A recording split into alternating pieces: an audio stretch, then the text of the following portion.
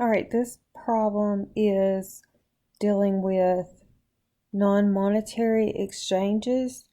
And the first thing that I want to say is when you're doing a non-monetary exchange, like a swap, like a truck for another truck, or in this case, machinery for new machinery, you want to record the asset received at fair market value and recognize a gain or a loss. So remember those two things when you're doing a non-monetary exchange.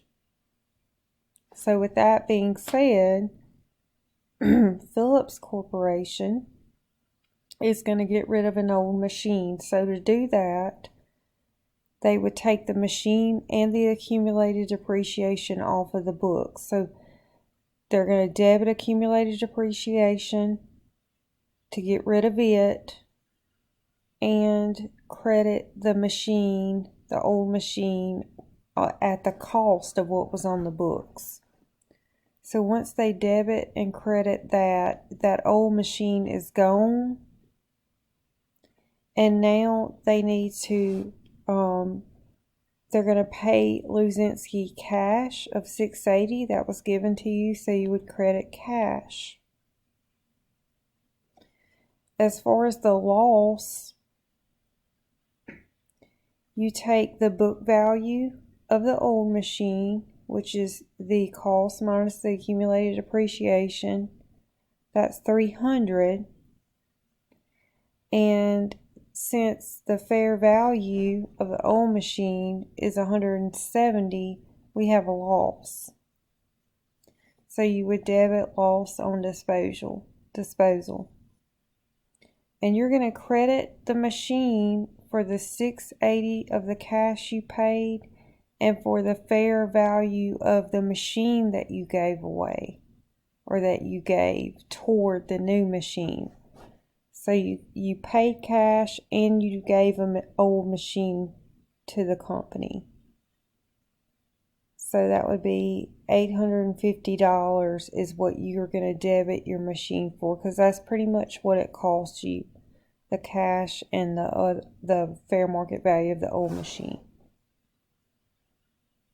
For the second part, let's see if I may have to scroll up, just get my information. Luzinski is getting cash of $680. They're also getting inventory at the fair value, that $170. They made a sale, so they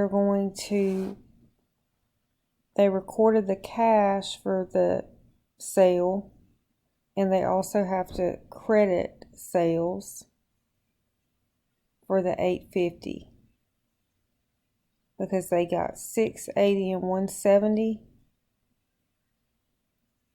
So their sale was $850.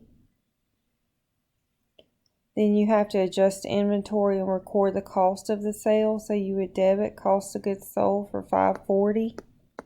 That's that number right here, the cost of that machine. And then you would credit the inventory